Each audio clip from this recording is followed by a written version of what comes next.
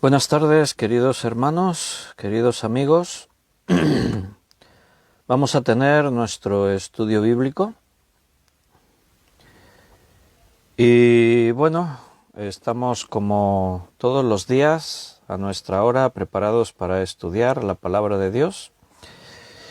Y hoy es jueves 5 de noviembre y vamos a continuar con nuestro estudio sobre el libro de Apocalipsis.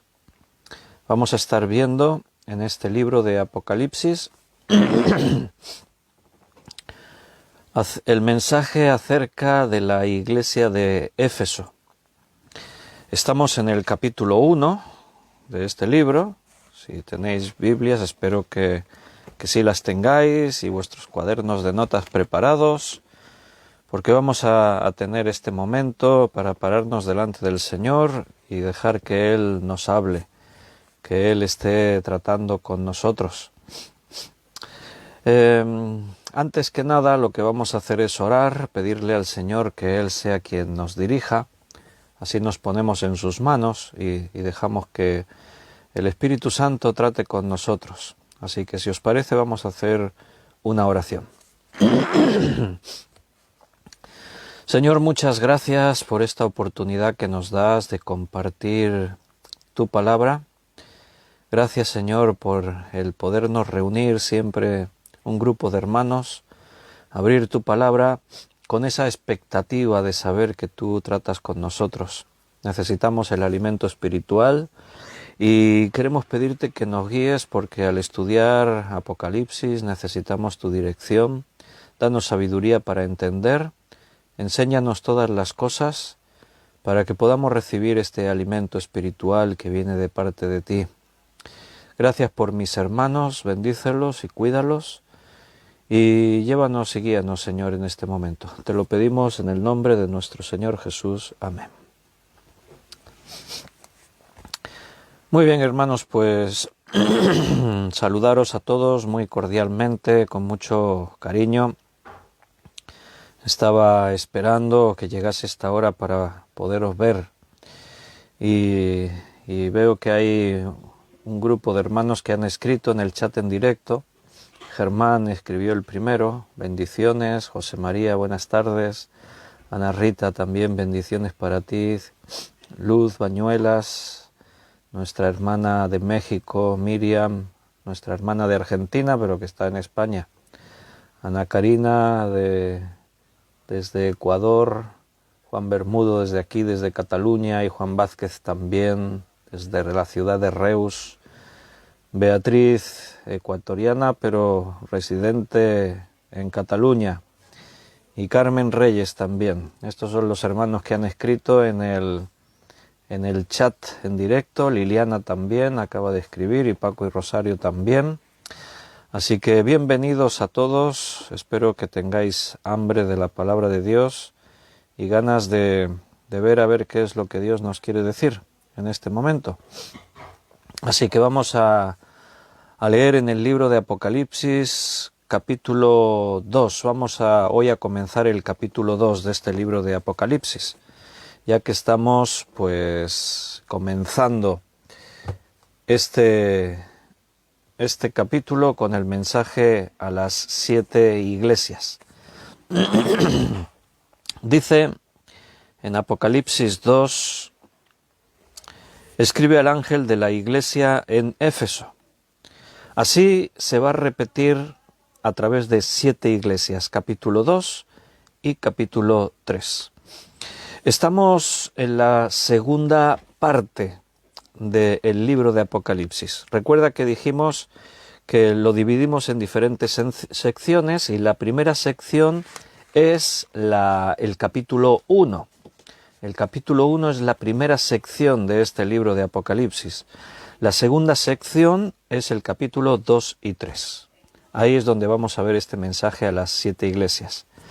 La tercera, cuarta y quinta división o sección van a ocurrir simultáneamente.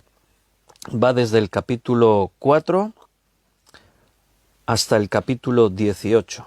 Son 3 secciones que veremos. La sexta división será el capítulo 19-20 y la séptima y última serán los capítulos 21 y 22. Entonces nosotros nos encontramos ahora en este capítulo 2, comenzando sección al que hemos llamado los mensajes a las 7 iglesias. La primera es Éfeso. Dice, escribe al ángel. Dijimos que aquí ángel es el pastor de la iglesia en Éfeso, en Esmirna, en Pérgamo, en Tiatira, en Sardis, en cada una de estas iglesias. Ángel, recuerda, significa mensajero. Se entiende que escribe al pastor de la iglesia que está en Éfeso. O sea, el mensaje va dirigido a personas, va dirigido aquí al pastor. La palabra ángel lo que está describiendo es el oficio de esta persona, mensajero. ¿Qué es un pastor? Es un mensajero. O sea, el pastor tiene que traer el mensaje que Dios da.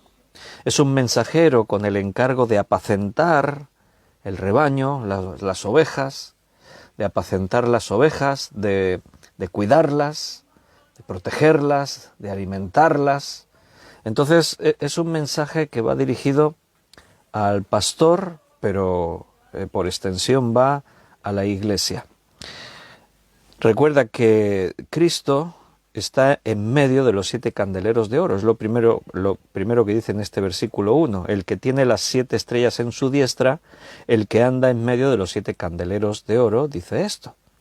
Recuerda que vimos en el versículo 20 del capítulo 1 que el mismo Cristo explicó que las 7 estrellas son los 7 mensajeros, los 7 pastores, cada pastor de cada iglesia, y los 7 candeleros son las iglesias.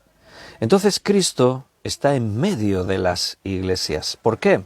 Él dijo, yo edificaré mi iglesia. La iglesia no es una organización humana, no es un invento nuestro. La iglesia es idea de Dios, diseño y creación de Dios. Nosotros, por ese motivo, tenemos que encajar según la forma que Dios quiere que edificar su iglesia y cómo tenemos que estar ahí en ella, cada uno de nosotros.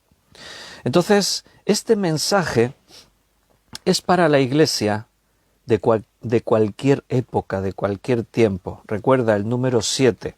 El número 7 nos está hablando de algo completo, de la plenitud de algo, de la perfección. Entonces, cuando dice 7 iglesias, estamos hablando de las iglesias, de una sola iglesia, pero en los diferentes momentos que ha vivido a lo largo de la historia.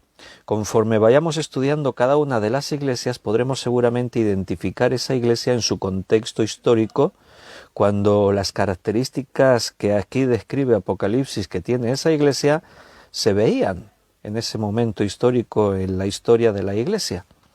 Entonces es un mensaje para la iglesia de todos los tiempos, es un mensaje para la iglesia de hoy, la iglesia que nos toca vivir a nosotros en este tiempo.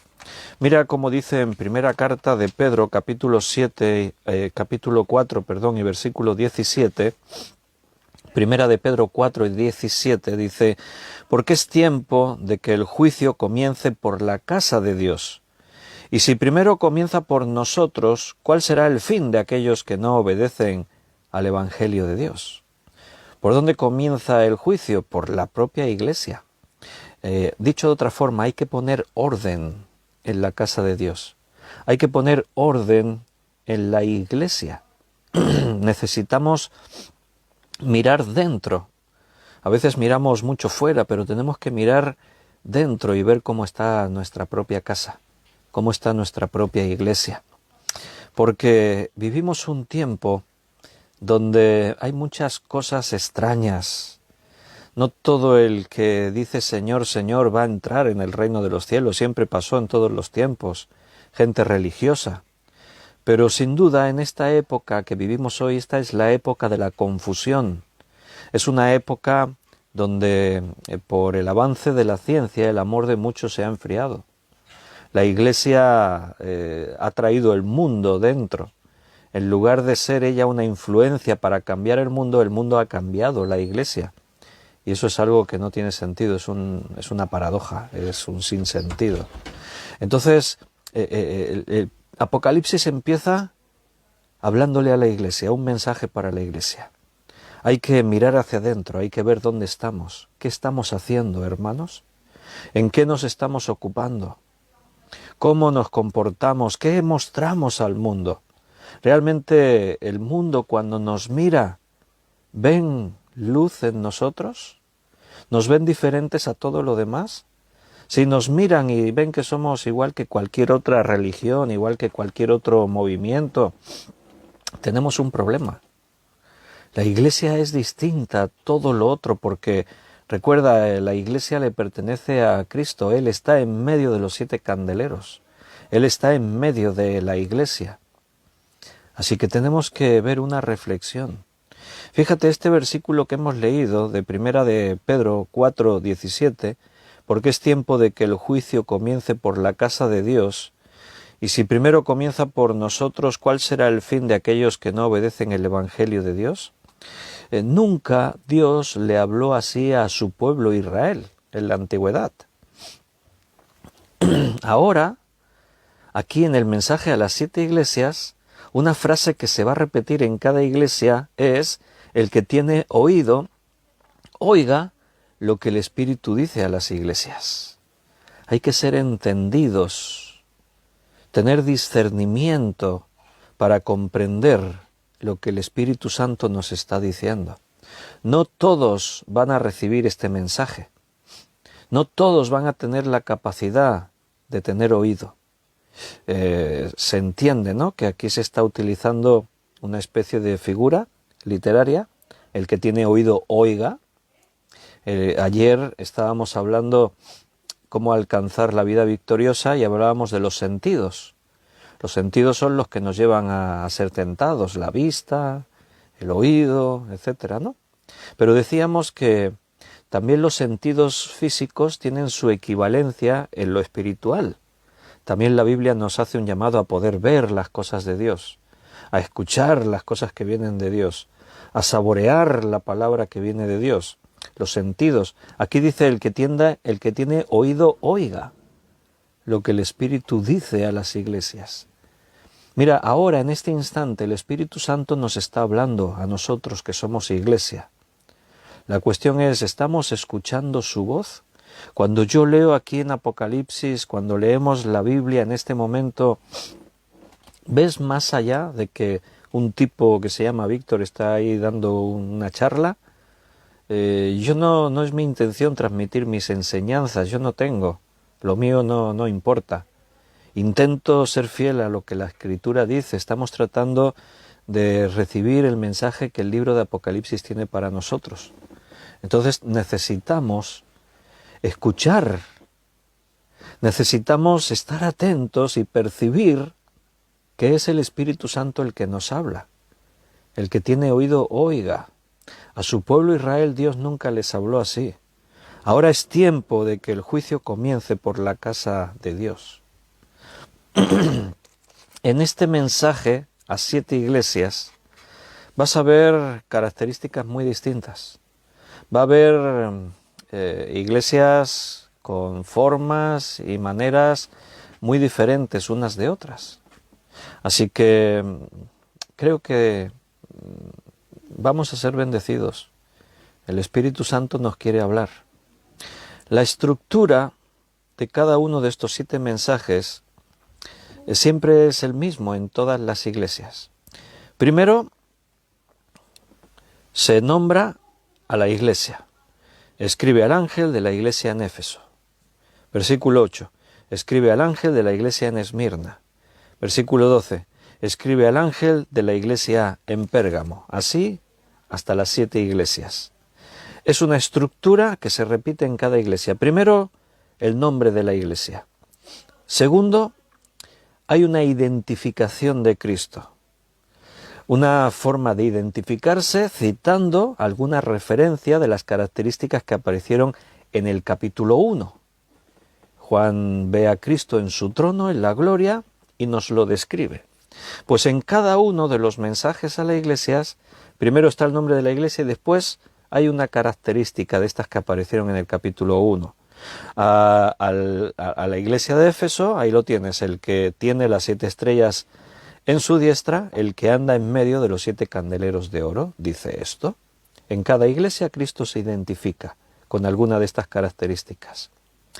Tercera cosa, en cada una de las iglesias hay una alabanza a la iglesia. Cristo dice lo bueno que tiene esa iglesia. Es un formato que viene del Espíritu Santo.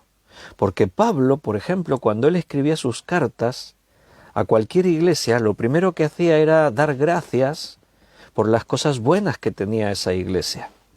Mira que aquí, en estas 7 iglesias, hay alguna que es muy difícil encontrar algo bueno. Pero hay un formato general para cada una iglesia. Primero el nombre, segundo Cristo se identifica con alguna característica del capítulo 1 que se mencionó. Tercero, hay una alabanza, referir algo bueno que tiene esa iglesia. Cuarto, viene la reprensión, hay palabras duras de parte del Señor, cosas que tienen que ser corregidas, cosas que tienen que ser sacadas o evitadas. Quinta, en cada uno de los mensajes, quinto, se habla de la segunda venida de Cristo en relación con esa iglesia. Sexta, hay un mandamiento universal que se repite en cada una de estos mensajes a cada iglesia. Y séptima, hay en cada uno de los mensajes hay una promesa. Esa es la estructura que se repite en todos los casos de estas 7 iglesias. 7 iglesias, en la estructura 7 características que se repiten en cada una de las iglesias. Nombre de la iglesia, identificación de Cristo, algo bueno que tiene esa iglesia, algo que corregir, reprensión contra esa iglesia, algo relacionado con la segunda venida de Cristo, un mandamiento universal que se repite en cada una de ellas y una promesa al que venciere. Ahí cada vez que se usa esta expresión, al que venciere, ahí viene acompañada de una promesa, al que venciere. Bien, pues vamos a meternos en el mensaje a la iglesia de Éfeso, pero hermano, hazlo tuyo. No pienses, esto era un mensaje que Cristo le dio a una iglesia que existía en ese tiempo en la zona de Asia y donde estaban las 7 iglesias. No, recuerda, es un mensaje para la iglesia, para nosotros. Como hemos leído en Primera de Pedro, es necesario que el juicio comience por la casa de Dios, por la propia iglesia. Tenemos que escuchar atentamente. Yo no soy responsable de lo que hace un hermano mío allí en otra iglesia, en otro lugar. Yo no puedo saber, pero yo soy responsable de lo que hago en mi propia casa, con mi propia iglesia. Entonces el Señor tiene un mensaje para nosotros. El Señor nos habla a cada uno de nosotros. Necesitamos aplicarnos. Lo que haga el otro, allá él. Pero tú eres iglesia, escucha la voz de Dios. Éfeso, vamos a leer primero todo el mensaje a la iglesia de Éfeso, son 7 versículos, y después vamos a ir analizando lo que el Señor le dice. Escribe al ángel de la iglesia en Éfeso, el que tiene las 7 estrellas en su diestra, el que anda en medio de los 7 candeleros de oro, dice esto. Yo conozco tus obras, y tu arduo trabajo y paciencia, y que no puedes soportar a los malos, y has probado los que se dicen ser apóstoles, y no lo son, y los has hallado mentirosos. Y has sufrido y has tenido paciencia, y has trabajado arduamente por amor a mi nombre, y no has desmayado. Pero tengo contra ti que has dejado tu primer amor. Recuerda, por tanto, de dónde has caído, y arrepiéntete, y haz las primeras obras, pues si no vendré pronto a ti y quitaré tu candelero de su lugar, si no te hubieres arrepentido. Pero tienes esto, que aborreces las obras de los nicolaitas, las cuales yo también aborrezco. El que tiene oído, oiga lo que el Espíritu dice a las iglesias. Al que venciere, le daré a comer del árbol de la vida, el cual está en medio del paraíso de Dios. Éfeso vendría a significar deseada, y es una iglesia que Pablo va a crear en su segundo viaje misionero. Él va a llegar a Éfeso, va a predicar, se va a convertir gente. Pablo va a estar en esta ciudad durante un tiempo prolongado, va a estar como 3 años, al final de los cuales él va a marchar y va a dejar a hermanos allí a cargo de la obra. Timoteo es alguien muy querido para Pablo, él va a estar ocupándose de esta iglesia. Como ciudad, Éfeso era un centro muy importante en su país, seguramente una de las ciudades más importantes comercialmente hablando de su país. El gobierno, la cultura, el arte, la riqueza y la religión eran muy destacadas en la ciudad de Éfeso. Podemos también decir de Éfeso que estaba el templo de Éfeso era una de las maravillas del mundo. ¿Sabes cuánto se tardó en construir ese templo? El templo de Éfeso fue una de las grandes maravillas del mundo. Se tardó nada menos que 220 años en construir el templo que había en Éfeso. Estaba hecho de muchos materiales, pero sobresalía un mármol resplandeciente que habían importado y que recubría todas las paredes del templo de una forma impresionante. Este templo también constaba de 127 columnas, y estas columnas también eran de mármol, pero de mármol persa. Lo habían traído desde Persia, ese mármol especial para hacer esas columnas. Tenía 18 metros de largo cada columna. Era impresionante, era un templo tremendo, una de las maravillas del mundo. Y este templo estaba dedicado a una diosa, a la diosa Diana. Este era el centro del culto en el mundo griego, allí en Éfeso.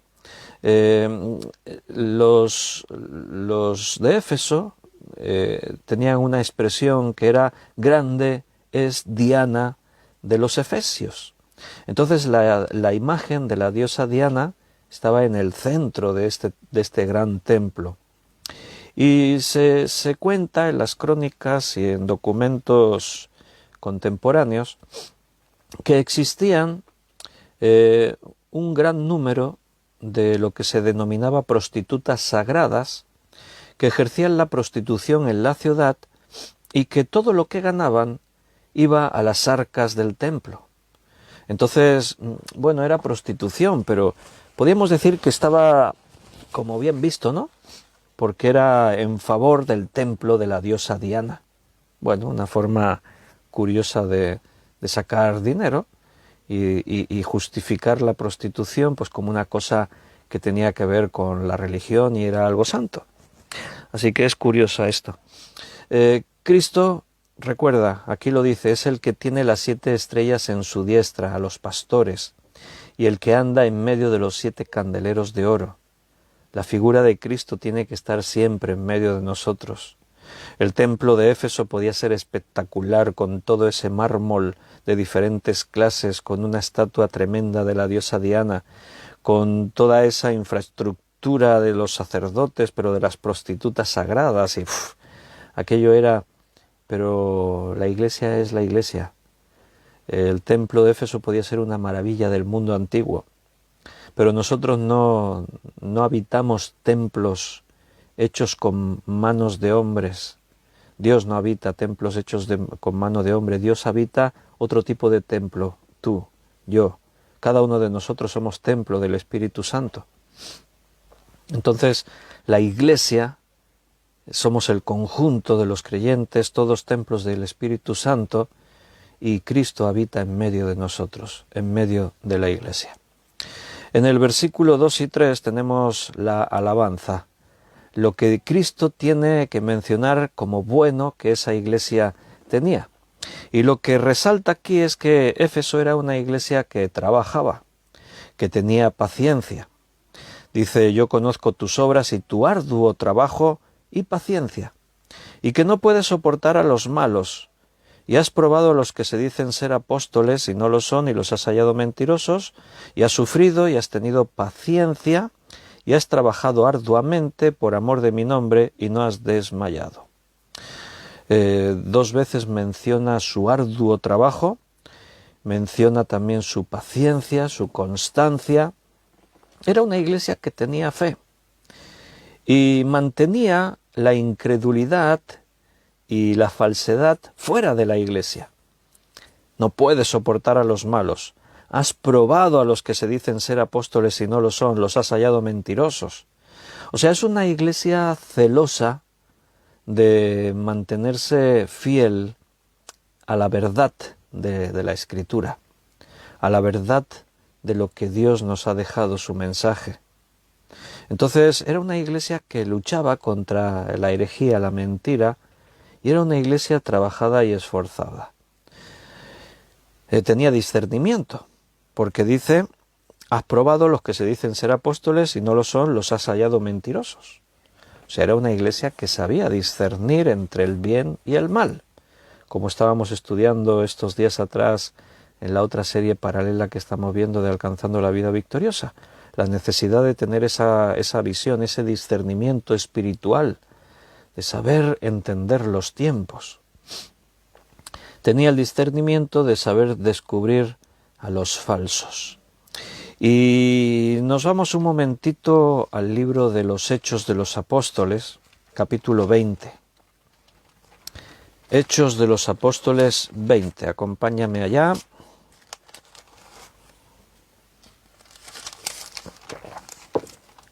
Leeremos versículo 28 y 29. Aquí Pablo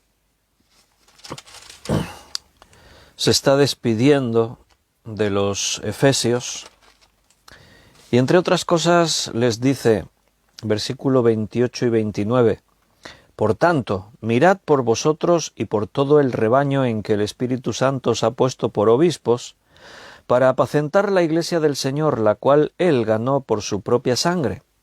Porque yo sé que después de mi partida entrarán en medio de vosotros lobos rapaces que no perdonarán al rebaño. El Señor sin duda le dio esta revelación a Pablo. Le dijo, Pablo, mira, la iglesia de Éfeso va a ser muy atacada por los falsos maestros, falsos profetas, falsos apóstoles. Cuando Pablo ha estado 3 años, dice ahí también en este pasaje, en los versículos anteriores, de día y de noche estuvo compartiéndoles la palabra, dice en el versículo 19, sirviendo al Señor con toda humildad y con muchas lágrimas y pruebas que me han venido por las acechanzas de los judíos, y como nada que fuese útil he rehuido de anunciaros y enseñaros públicamente y por las casas, testificando a judíos y a gentiles acerca del arrepentimiento para con Dios y de la fe en nuestro Señor Jesucristo. Dice en el versículo 24, pero de ninguna cosa hago caso, ni estimo preciosa mi vida para mí mismo, con tal que acabe mi carrera con gozo y el ministerio que recibí del Señor para dar testimonio del Evangelio de la gracia de Dios. Pablo tenía muy claro que si él tenía un llamado en su vida era predicar la palabra de Dios. Dice en el versículo 25, 26, y ahora he aquí yo sé que ninguno de todos vosotros, entre quienes he pasado predicando el reino de Dios, verá más mi rostro. Por tanto yo os protesto en el día de hoy que estoy limpio de la sangre de todos, porque no he rehuido anunciaros todo el consejo de Dios. Dicho de otra forma, nunca nadie en Éfeso podrá decir, es que esto Pablo no nos lo dijo. Mira, esa es una misión que todos los que predicamos la palabra de Dios, los que enseñamos la palabra de Dios, es una misión que tenemos, la de compartir todo el consejo de Dios, no una parte, no, todo. Porque yo como pastor puedo tener mis preferencias, como maestro puedo tener mis gustos. Sin duda, una de las enseñanzas que me gusta es Apocalipsis, porque estamos en la tercera vez que la estudiamos. Pero no es tanto porque sea mi gusto, o sea, porque en los gustos de cada uno, quizás uno se enfocaría a una clase de enseñanza y descuidaría otra parte de la enseñanza que está en la Biblia. Quizás un lenguaje mucho más agradable, ¿no? Enseñanzas y mensajes que tengan que ver siempre con el estímulo, animar a la gente, consolar, que fuese un mensaje así como más alegre. Pero hay partes de la Escritura que son duras, hay partes que nos llevan a una reprensión dura. A veces nos duele lo que la palabra de Dios nos dice. Yo sé que a veces cuando enseño la palabra, la predico, hay gente que se siente incómoda, pero hermano, a mí me duele antes. O sea, el Señor me lo dice a mí también. Y hay partes de la Escritura que te duelen, porque vienen a poner el dedo en la llaga. El Señor sabe dónde está el problema. Recuerda, le hemos leído antes en Primera de Pedro, que el Señor viene a traer juicio primero en la casa de Dios, Primera de Pedro 4:17. El juicio tiene que empezar por la casa de Dios, por la iglesia. Hay que hacer limpieza. Hay que ver quién está realmente y quién no está. Es el mismo momento que cuando Moisés bajó del Sinaí y se encontró a todo el pueblo adorando un becerro que habían construido de oro. Y Moisés se queda tan escandalizado que hasta rompió las tablas con los mandamientos que Dios le dio. Y Moisés confrontó al pueblo y les dijo: quien esté de parte de Dios, que se ponga aquí de mi lado. Y es sorprendente, hermanos, que solamente una tribu, los levitas, dieron el paso al frente y se pusieron de parte de Moisés, de Dios. ¿Te imaginas? Es como si yo ahora os preguntase a vosotros o a toda la iglesia: ¿quién está de parte de Cristo, que se ponga de este lado? Y solamente 3 o 4 se pusiesen, ¿y los otros? O sea, sería algo alucinante, algo sorprendente, pero tú no estás de parte de Cristo. O sea, dar el paso y ponerse donde estaba Moisés era tomar un compromiso, era enfrentar la dureza de la realidad. Todo el pueblo estaban adorando un becerro de oro. Bueno, ese día murieron miles en Israel.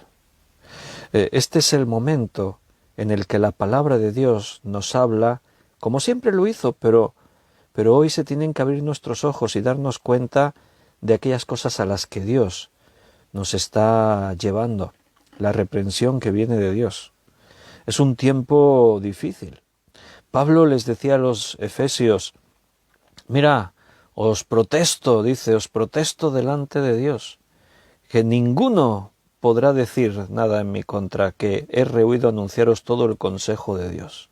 Estoy limpio de la sangre de todos.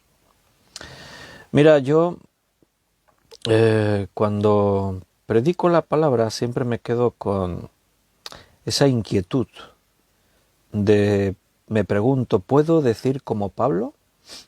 ¿No he rehusado anunciaros todo el consejo de Dios? O a veces hay cosas que igual pensamos: ay, pero esto es como muy áspero, muy duro. Mejor lo suavizo o me lo callo. A veces me tengo que esforzar, porque yo no soy una persona que busque la confrontación. No me gusta la discusión, no me gusta... Y a veces la Biblia nos dice cosas que yo mismo me choca, me duele, y pienso, cuando yo enseñe esto va a herir a más de uno. Más de uno va a decir: ¡guau! Se va a sentir incómodo, se va a sentir mal. Pero, mira, prefiero decir lo que Dios quiere que diga y estar a cuentas con Dios. De manera que yo esté tranquilo, sabiendo que compartí el mensaje que Dios me dijo que compartiese. A veces quizás somos un poquito débiles y suavizamos. Yo el otro día, de broma, el domingo cuando predicaba en la iglesia, de broma pero con el fondo serio de la palabra de Dios, estábamos leyendo el mensaje que Jesús traía y el mensaje que Juan el Bautista traía. Leímos 2 versículos de Jesús hablando y 2 versículos que hablaban de Juan el Bautista. Y resulta que hay una expresión que los dos tenían en su boca.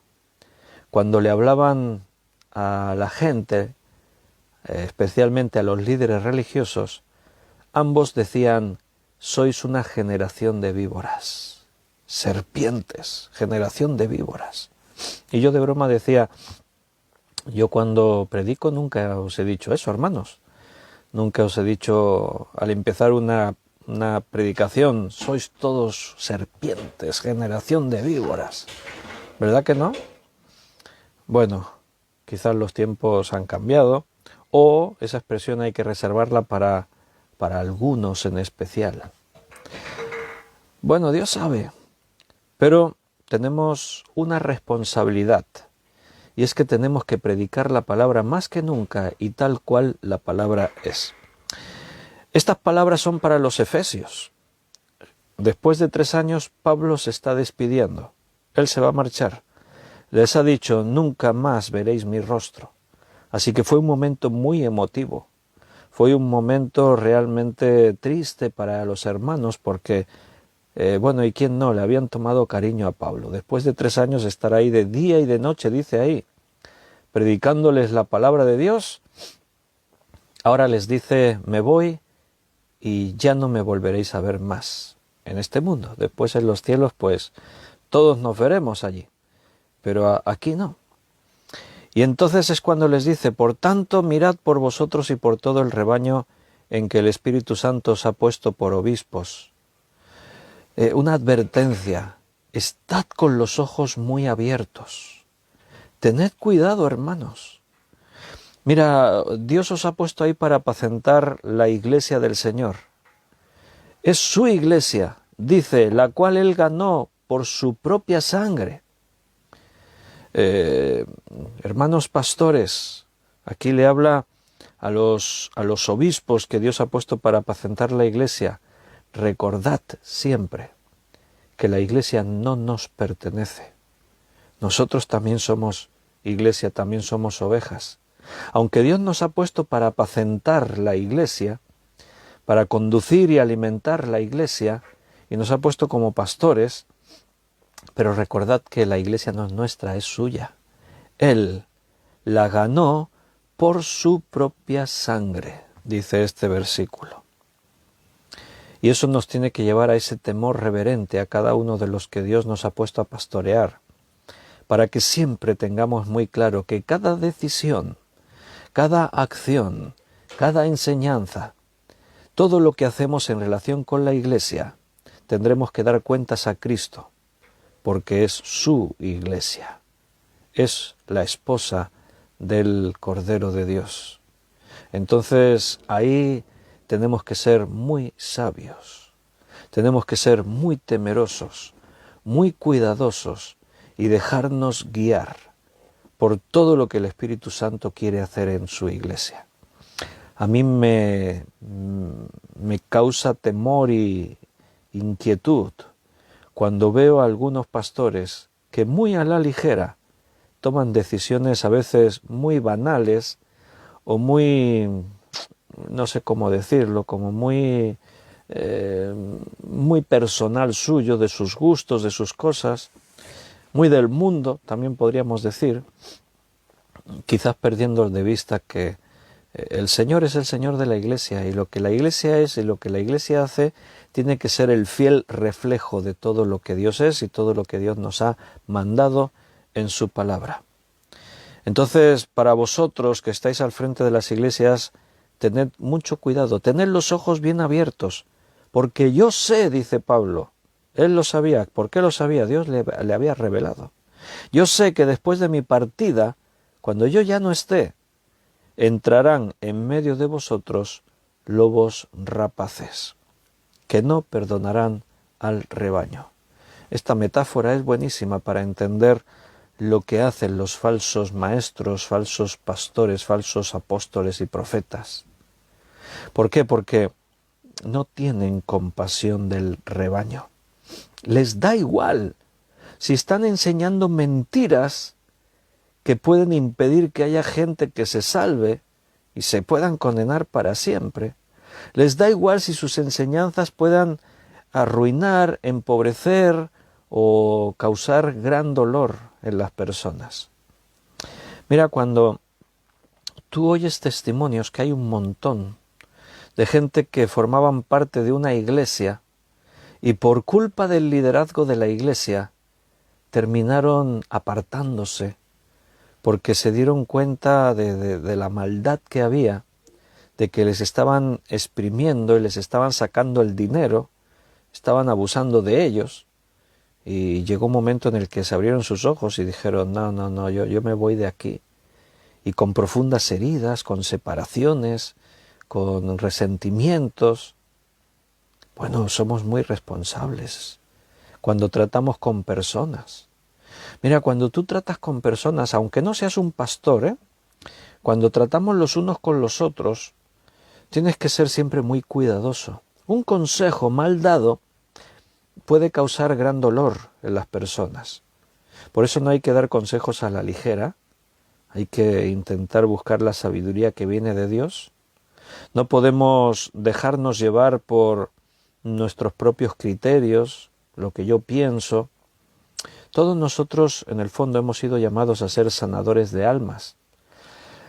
¿Por qué sanadores de almas? Porque cada persona que somos y con las que nos encontramos, venimos con profundas heridas en nuestro ser. La vida nos ha herido a todos. A lo largo de los años que has vivido, a unos de una forma y a otros de otra, a unos más grave y a otros menos grave. Pero cuando tú tratas con la gente, esas personas tienen heridas, vienen con problemas, resentimientos, amarguras, odios, vienen con heridas emocionales y espirituales que la vida les ha traído a cada uno.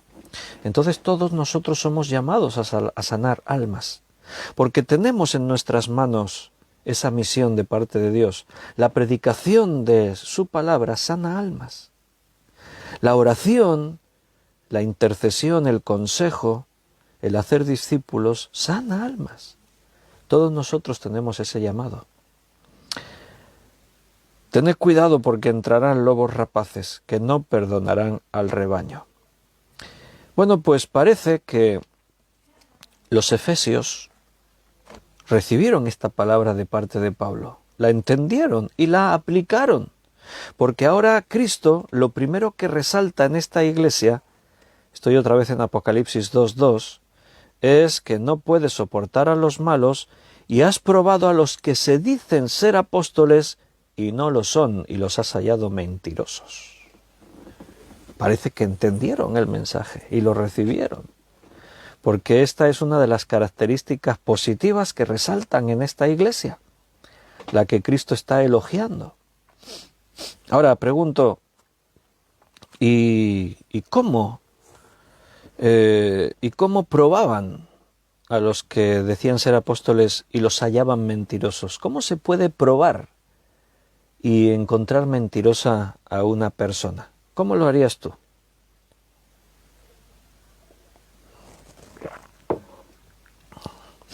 Les hacemos un examen a todos los pastores, a todos los apóstoles, porque dice estos se dicen ser apóstoles. Les hacemos un examen y el que apruebe lo aceptamos, el que no lo rechazamos. Bueno, pues no así tan idea que tú tengas de hacer un examen, pero sí, en realidad deberíamos hacerles un examen. Pero no así, siéntate, aquí tienes el cuestionario, 20 preguntas, no me refiero a eso, sino examinarlos a la luz de la Escritura. ¿Cómo los probaron? Bueno, viendo a ver qué. ¿Qué predicas? ¿Cómo vives? ¿Cómo te comportas? ¿Qué es Cristo en tu vida? ¿La palabra de Dios para ti? Mira, de hecho nosotros siempre nos tenemos que estar probando unos a otros. Y no estoy diciendo que ahora tenemos que estar siempre sospechando del hermano, que siempre nos tenemos que estar vigilando. No, es en nuestra vida normal y natural. Si tú estás lleno de la palabra de Dios, cuando alguien dice algo extraño, de seguida lo vas a detectar. Mira, a veces pasa, en las iglesias viene gente nueva, escuchan el Evangelio, creen y empiezan a caminar en los caminos del Señor. Pero entendemos que son recién convertidos, son bebés espirituales. De ahí que a veces digan o hagan cosas que son extrañas, no están en armonía con lo que la Biblia dice. Por eso estamos ahí, cuidándoles, les enseñamos, les educamos. Me acuerdo una vez que empezó a venir un hombre a la iglesia y le predicamos el Evangelio, quiso recibir a Cristo como su Salvador y estaba ahí en sus primeros días, ¿no? Y un día pues estábamos haciendo un grupo, estábamos orando, una reunión de oración de un grupo y él estaba allí, ¿no? Y él pues claro nos estaba oyendo orar a los demás y se ve que pensó, bueno pues yo también quiero orar. Y se puso a orar, ¿no? Y en su oración, y Señor, pues no sé lo que dijo, no recuerdo exactamente, pero Señor, pues te pido que me cuides y que cuides esto y tal y no sé qué. Y también, y dice en su oración, dice, y también tu madre, María, pues si nos está escuchando, no sé qué. Se puso a rezarle a María también. Y entonces, pues, cuando tú conoces la Escritura, ahora yo te he puesto en un caso muy notable, ¿quién no se daría cuenta de eso, no? Pero te quiero mostrar esto, que si tú estás lleno de la palabra de Dios, y está ahí alguien orando en la iglesia y Señor te pido y tú amén, amén, y de pronto en su oración dice y también le pido a María o al santo no sé quién, de pronto tú abres los ojos y dices, pero no, eso no. ¿Por qué? Porque tú sabes que la oración solo puede ir dirigida a Dios. La Biblia enseña. Jesús dijo, cuando oréis, hacedlo así, Padre nuestro que estás en los cielos. En la Biblia no hay ninguna oración dirigida ni a María, a la Virgen María, ni a los santos, ni a los ángeles. La oración es dirigida a Dios, porque Él es nuestro Padre que está en los cielos. Entonces, cuando tú conoces la Escritura, tú estarás escuchando como ahora un estudio bíblico, y si en medio del estudio bíblico de pronto se dice algo en contra de lo que la Escritura dice, por muy sutil que sea, tú lo vas a detectar. ¿Por qué? Porque conoces la verdad. Como decía aquel maestro hermano, que decía, ¿cómo un ciego de estos de la 11 que están ahí vendiendo números de lotería, cómo cuando tú le das el dinero, cómo identifica el dinero?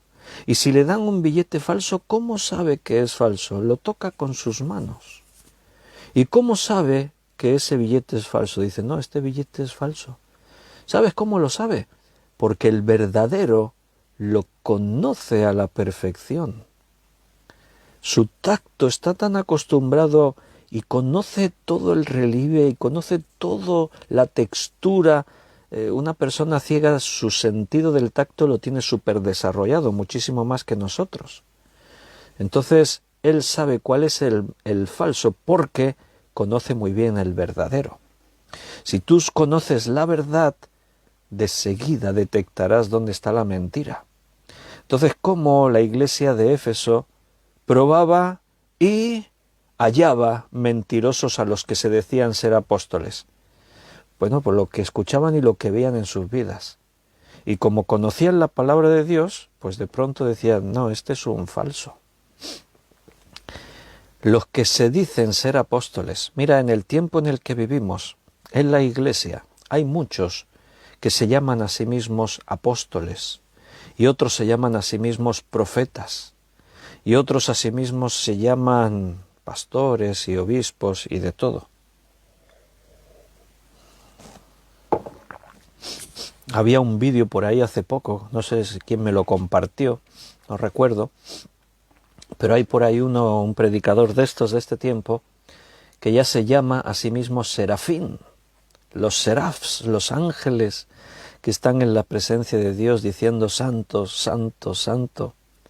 Bueno, yo muchas veces había bromeado y decía, bueno, ya es corto el tiempo para que alguno por ahí empiece a llamarse arcángel. Bueno, igual me quedé corto, porque ya hay por ahí alguno que se llama serafín.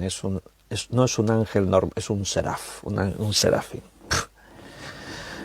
Bueno, tú tienes que detectar. Si uno dice, yo soy un apóstol, lo puede decir. Cualquiera de los que estamos aquí hoy, por decir, podemos decir lo que queramos. Yo soy, podemos, ¿verdad? Pero ¿es verdad?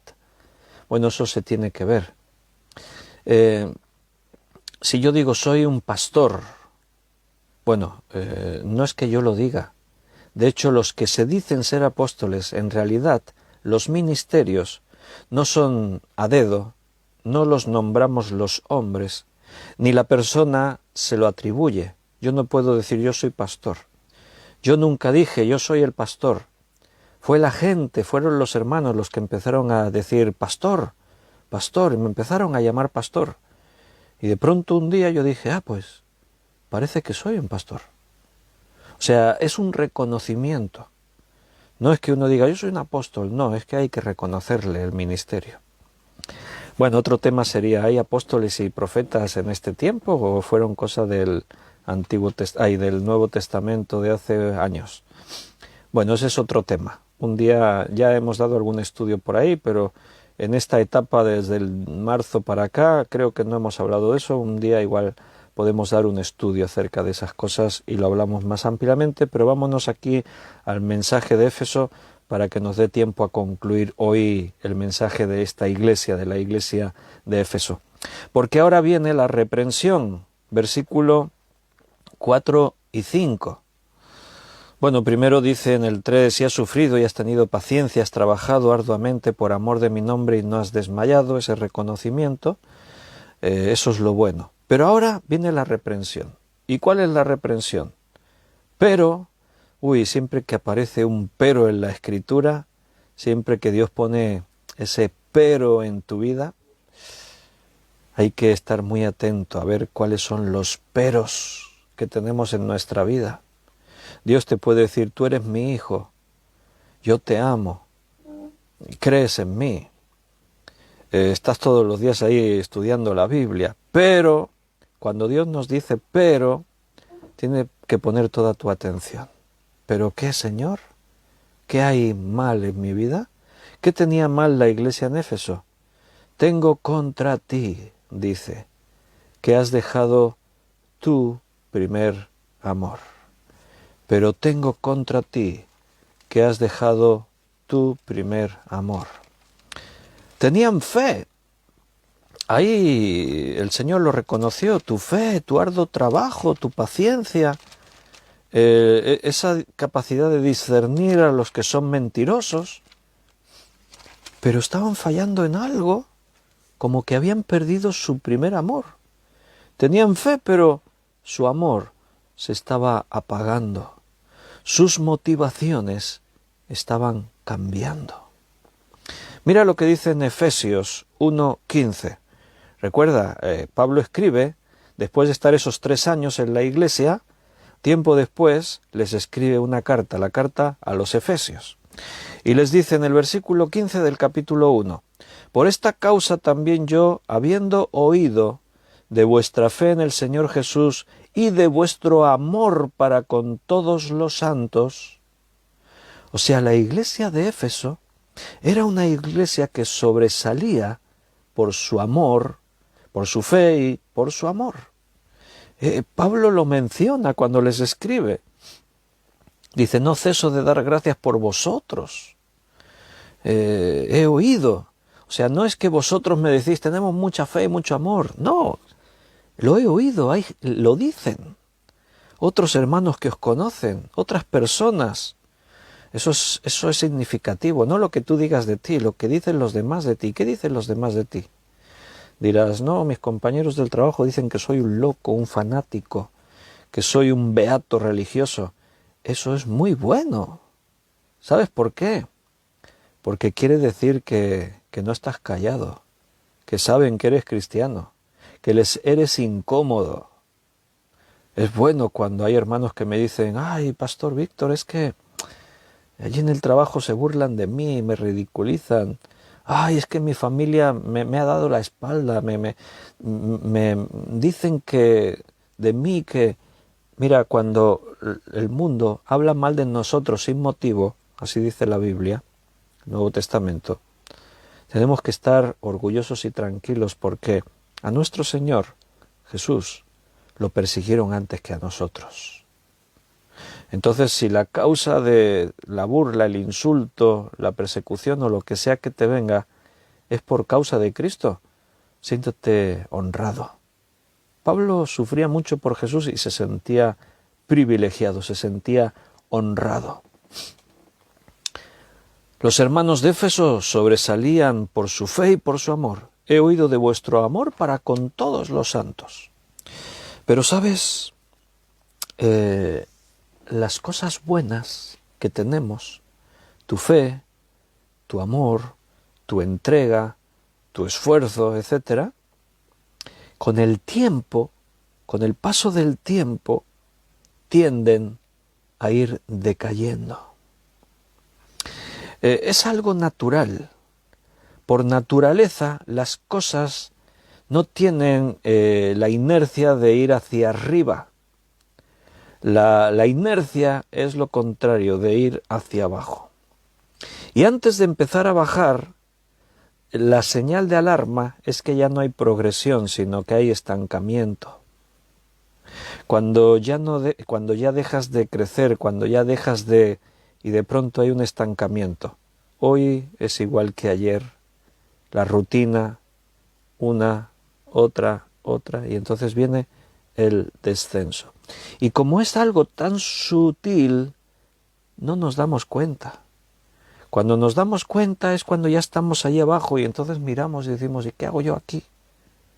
Por eso el Señor nos advierte, el mensaje de Éfeso es para nosotros también, para la Iglesia en cualquier momento de su historia.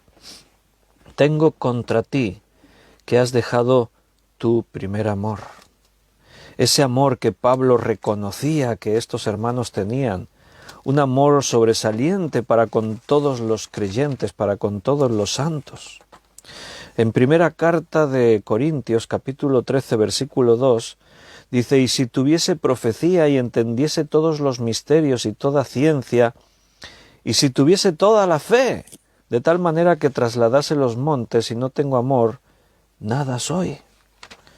La iglesia de Éfeso tenía paciencia, trabajaba mucho, tenía fe, pero se estaba descuidando en lo vital, en lo más importante. Y tú podrás decir, ¿y cómo podían tener fe, trabajo, darse cuenta de los mentirosos, o sea, tenían discernimiento? ¿Cómo podían estar en todas esas cosas y no tener amor? Mira, porque el amor se enfría. Y uno, por el sentido de la obligación, puede seguir esforzándose en hacer lo que sabe que tiene que hacer. Pero sabes, cuando eso ocurre, cuando tú haces las cosas solo por obligación, entonces te vas a empezar a sentir mal, vas a sentir desgaste. Mira, cuando tú haces las cosas por amor, no hay desgaste ninguno. La propia ilusión, el amor, es algo que te incentiva a esforzarte, a buscar, a actuar, a hacer. Pero cuando uno hace las cosas por obligación, ay no, es mi obligación, es que tengo que hacerlo, me resulta tan pesado, pero voy a hacerlo. Mira, en parte tenemos que hacer las cosas por obligación, claro que sí. Muchas veces yo en predicaciones lo he dicho. ¿Por qué pagas el recibo de la luz? Porque no tienes más remedio. Si no lo pagas te cortan. ¿Por qué vas a trabajar todos los días si eres puntual?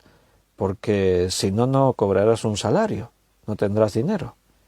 ¿Por qué tengo que estar en la iglesia, en las reuniones, en las actividades? Porque es mi obligación, soy cristiano, formo parte de la iglesia. Nos tenemos que obligar a veces, pero sin descuidarnos en saber cuál es nuestra motivación. ¿Cómo podemos mantener vivo nuestro amor?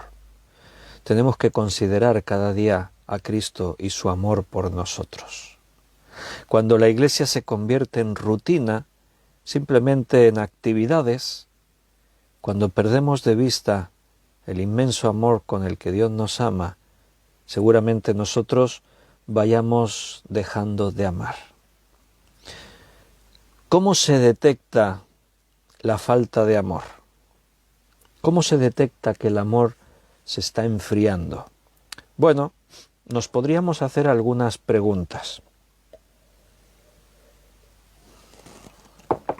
Por ejemplo, ¿a qué dedicas tu tiempo? ¿En qué inviertes tu tiempo? ¿A qué te dedicas? Cuando estás en casa, cuando tienes tiempo libre, ¿qué cosas haces? ¿Buscas a Dios también en esos momentos? Abres su palabra y dices, ay Señor, necesito leer un ratito tu palabra. ¿Buscas tener esa intimidad con el Señor de buscarle, de orar?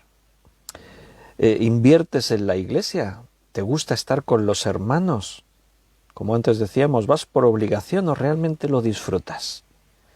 ¿Te sientas, te acomodas cuando hay un estudio bíblico y le dices, Señor, háblame, ¿qué querrás decirme hoy? ¿Tienes esa expectativa?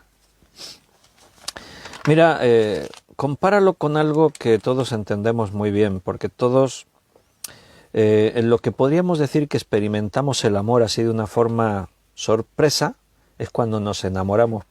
Si es la primera vez o si es la segunda, no sé, pero cuando tú te enamoras es cuando descubres lo que es el amor. Y cuando tú estás enamorado de alguien, si es esa persona con la que ya llevas años casado, y es la mujer o el hombre de tu vida, si eres hombre o mujer, aplícalo en tu caso, cuando tú te enamoraste y querías a esa persona, ¿qué hacías?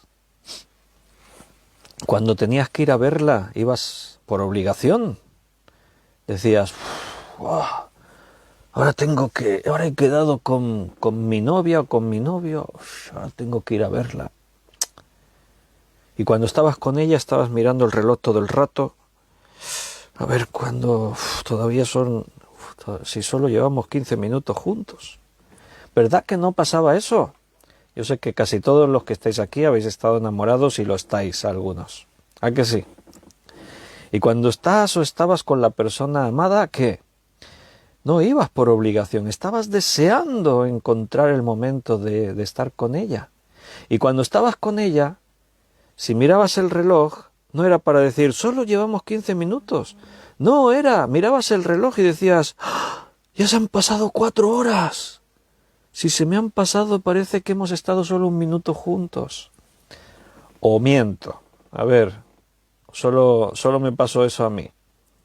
Solo he vivido yo. No, yo sé que cuando estabais ahí, esto os pasaba también a vosotros. Ahora los jóvenes viven todo esto de enamorarse de otra forma. Porque cuando yo era jovencito, pues no teníamos teléfonos inteligentes, no teníamos WhatsApp, ni videoconferencias, ni cosas parecidas. No había nada de eso. O sea, el amor se vivía en persona. Cuando no estabas con la persona amada, pues no te podías comunicar con ella.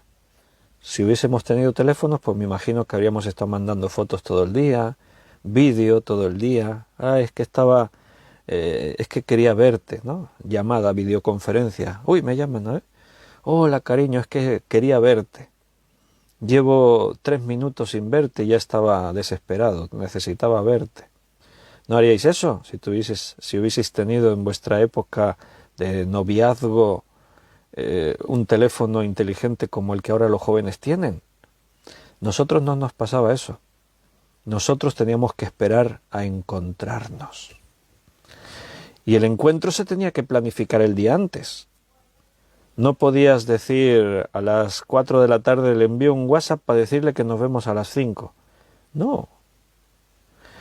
Había teléfonos fijos. No todo el mundo tenía teléfono fijo en según qué épocas. Yo me acuerdo que salía del trabajo y me iba corriendo a una cabina telefónica y metías allí las monedas en la cabina y llamaba a mi novia, Belén, ahora es mi esposa, ¿no? Ah, Belén, toda la mañana pensando en ti, y estaba aquí en el trabajo, y estoy contando los minutos para que nos podamos ver esta tarde. ¿Verdad que sí?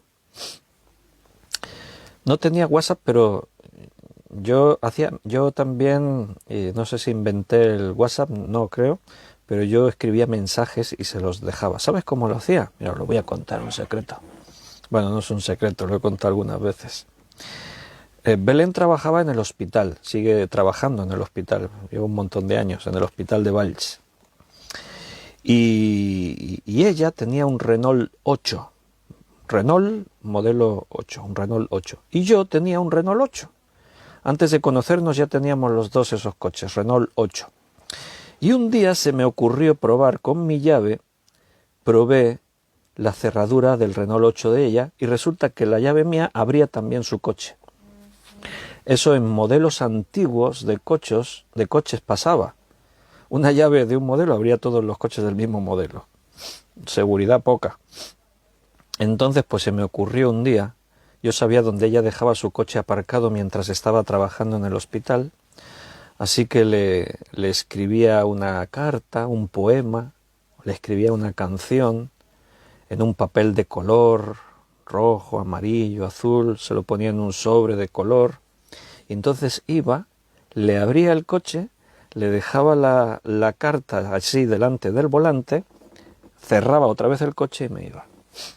Bueno, imagínate la sorpresa que se llevó el primer día, que fue a abrir su coche y cuando va a meter la llave, ve dentro del coche que hay una carta en el volante. Después me lo contó, ¿no? Que se llevó, pues se quedó sorprendido, una sorpresa, y eso, preocupada al pronto, ¿no? Después fue una grata sorpresa porque era un mensaje mío, claro. Después me la acostumbré, estaba todos los días esperando ya la nota. O sea, era el WhatsApp de aquel tiempo, el WhatsApp de los años, de hace ya muchos años. Bueno, todos tendréis seguro vuestras historias. Me gustaría, un día tendríamos que hacer un Zoom, una reunión virtual para contarnos historias unos con otros ahí. Historias de nuestros tiempos juveniles, ¿no? Pero ¿por qué os estoy diciendo esto? Porque sabéis de qué estoy hablando. Cuando amas algo, te entregas a lo que amas. La iglesia de Éfeso estuvo entregada a la iglesia, a Cristo, porque amaba. Pero llegó un momento en el que estaban dejando ese amor. Se estaba enfriando. Tengo contra ti que has dejado tu primer amor. Hay muchas obras que se pueden hacer sin Dios, buenas obras. Ahí antes hemos leído en 1 Corintios 13, allí dice: si repartiese todo lo que tengo y se lo diese a los pobres, si diese mi propia vida, mi propio cuerpo para ser quemado, pero dice allí, y no tengo amor. Se pueden hacer muchas cosas sin Dios y sin amor. La Iglesia puede hacer muchas cosas sin Dios y sin amor. Se pueden tener hermosos locales con cómodos asientos de terciopelo. Podemos tener la música a la última y con una decoración y una iluminación impresionante. Podemos tener una predicación realmente atractiva, entretenida, que la gente esté deseando pasar ese buen ratito escuchando la prédica del domingo. Podemos tener hasta bar-restaurant en la iglesia y que la temperatura siempre sea la perfecta. Podemos tener todo eso, ¿verdad? Pero no estoy diciendo que no tengamos comodidades, pero cuando buscamos todas esas comodidades, esas cosas, ¿para qué las buscamos y para quién? Bueno, para nosotros, seamos sinceros.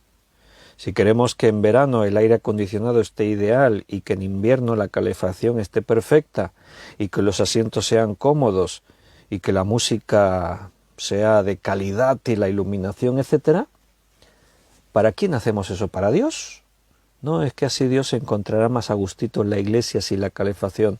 No, lo hacemos para nosotros. Y repito, no digo que sea malo. No, si podemos estar bien, mejor bien que mal. O sea, no estamos llamados a flagelarnos para someter la carne, no estoy diciendo eso.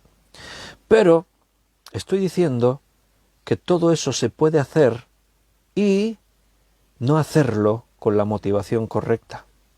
Estoy diciendo que podemos perder de vista por completo la causa. ¿Por qué somos iglesia? ¿Para qué somos iglesia? ¿Cuál es el llamado de Dios? ¿Qué espera Dios de nosotros? ¿Somos el centro de nuestros propios afectos? O sea, el amor se gira en torno a mí, me amo a mí mismo, busco lo mejor para mí. Y de ahí la Iglesia organiza actividades, todo es para buscar que la gente se encuentre a gusto en la Iglesia. No, hemos sido llamados a salvar almas. Y la motivación tiene que ser esa. Por eso dice el Señor, recuerda, por tanto, de dónde has caído y arrepiéntete.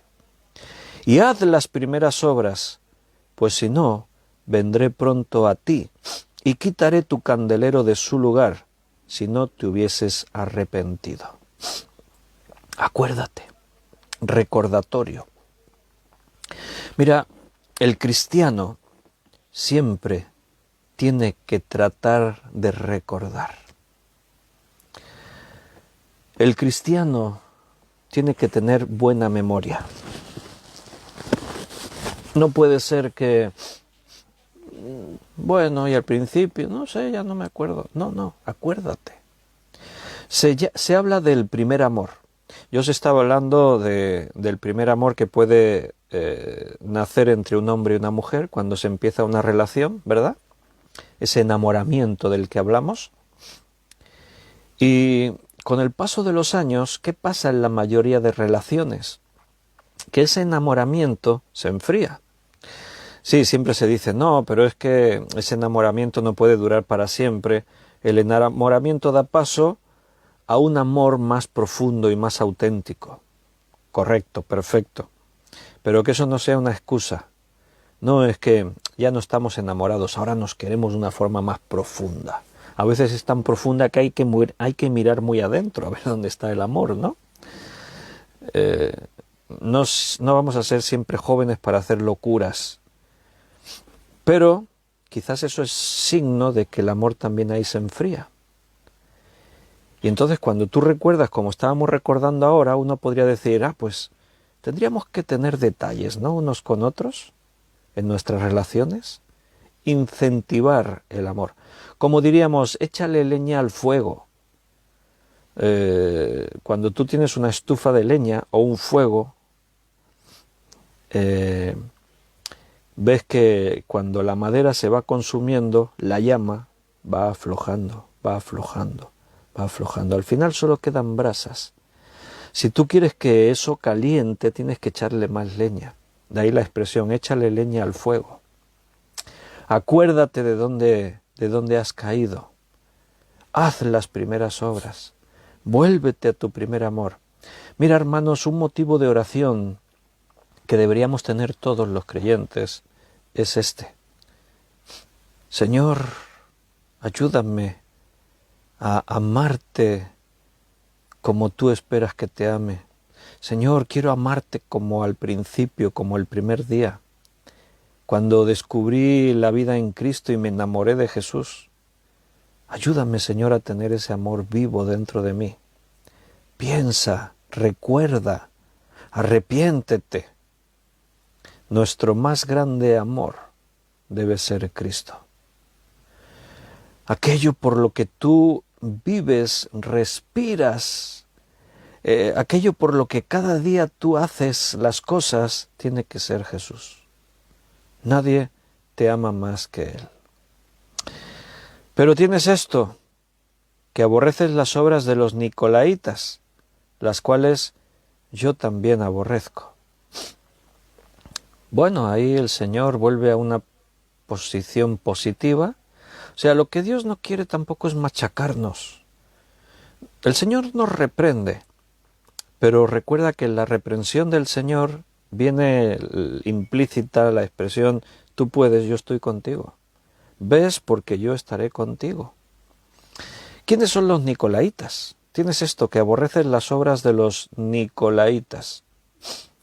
Bueno, bíblicamente es un poco incierto, pero podemos deducir algunas cosas. Mira,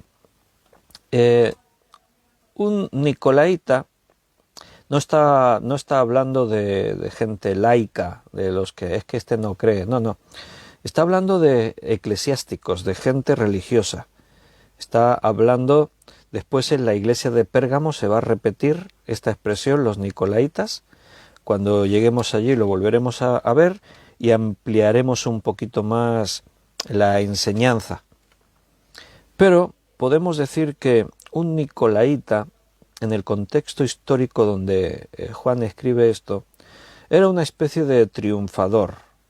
Era alguien que triunfaba, pero en el contexto religioso. Era un triunfador religioso que ejercía dominio sobre el pueblo. Y eso es algo que el Señor siempre ha reprobado. Él hablaba muy duro contra los fariseos, que podían ser nicolaitas.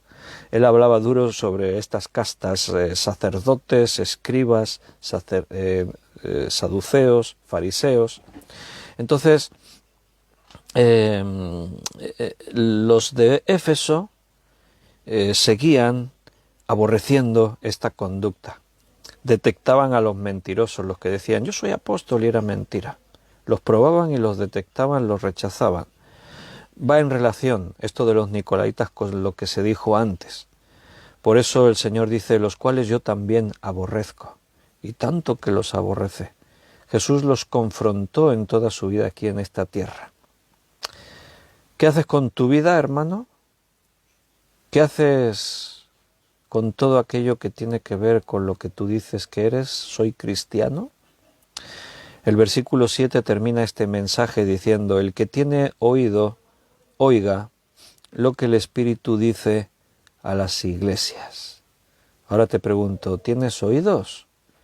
Y todos levantarán la mano. Sí, yo tengo, mira, esto es la oreja, dentro está el oído. No, pero no se refiere a eso Jesús. No está diciendo si tienes oídos, todo ser humano tiene oídos. Otra cosa es que uno lo tenga afectado con sordera, pero todos tenemos oídos. Dice, oiga lo que el Espíritu dice. Está hablando de oído espiritual. Tú puedes escuchar la palabra de Dios y quedarte con un montón de conceptos y argumentos, o puedes escuchar la palabra de Dios y decir, esto es para mí. Dios me está diciendo. Aquí está la diferencia. A cada una de las iglesias le dice el que tiene oído, porque no todas las iglesias, no todos los que se llaman cristianos, escuchan la voz de Dios. La pregunta es personal, es para ti. ¿Y tú tienes oído? ¿Escuchas lo que el Espíritu dice? Solo algunos saben escuchar al Espíritu. Al que venciere, y aquí viene la promesa y la condición, vencer. Al que venciere, le daré a comer del árbol de la vida. Al que venciere, ¿en qué? ¿En qué tengo que vencer? A retener tu primer amor, a arrepentirte, a volver a la motivación que te llevó en un principio a decirle al Señor, yo te quiero servir. Si nunca lo experimentaste, te has perdido algo, tienes que buscarlo. Tienes que buscar el amor dentro de ti. No es un sentimiento. El amor es una decisión. Es por obediencia, por convicciones. Todo nace en decir, Señor, te amo y amo tu iglesia. Al que venciere, ¿cuál es la promesa? Le daré a comer del árbol de la vida, el cual está en medio del paraíso de Dios. ¡Wow! Es la mejor promesa, la vida eterna. Yo creo que vale la pena el esfuerzo, ¿no? Yo creo que tenemos que apuntarnos este detalle y tomárnoslo muy en serio. Y yo espero que tú puedas decir como yo hoy, Señor, quiero vencer para poder comer del árbol de la vida. En Romanos 12:21 dice, y con esto termino, no seas vencido de lo malo, sino vence con el bien el mal. Al que venciere. Recuerda que tienes armas poderosas para vencer. Recuerda que tienes al Dios Todopoderoso, al Creador del universo, de tu parte.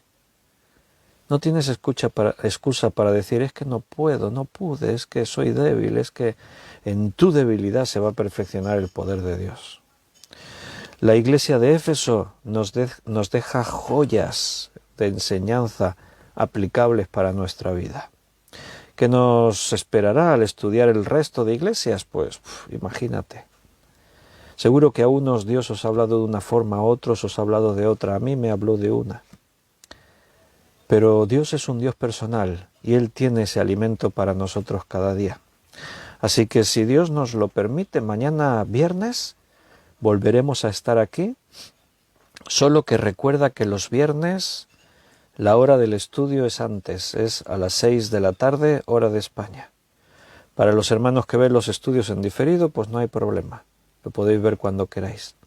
Para estar en directo, mañana viernes vamos a estar a las 6 de la tarde y seguiremos estudiando la palabra de Dios juntos.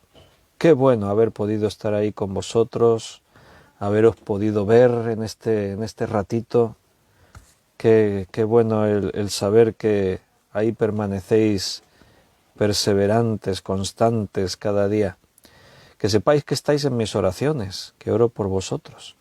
A veces el Señor me pone a uno de vosotros así en especial. El Espíritu nos lleva. Intercede por tu hermano, lo necesita. A veces me aparece una cara vuestra, un nombre vuestro, y oro por todos, pero especialmente por ese. No voy a decir los nombres. A veces son los propios hermanos los que pueden escribirte en privado y decir, pastor, ore por mí que me pasa esto. Sentíos en libertad. Necesitamos orar los unos por los otros. Y os agradezco mucho que oréis por mí, porque también necesito vuestras oraciones. Hermanos, un gran abrazo, un fuerte abrazo. Que Dios os cuide, os bendiga, os fortalezca y que nos permita mañana volver a reunirnos. Seguro que Él quiere, así que ahí estaremos con impaciencia, estar ahí disfrutando de ese amor que nos une. Os amo con el amor del Señor y espero mañana que nos podamos ver. Hasta mañana, si Dios quiere.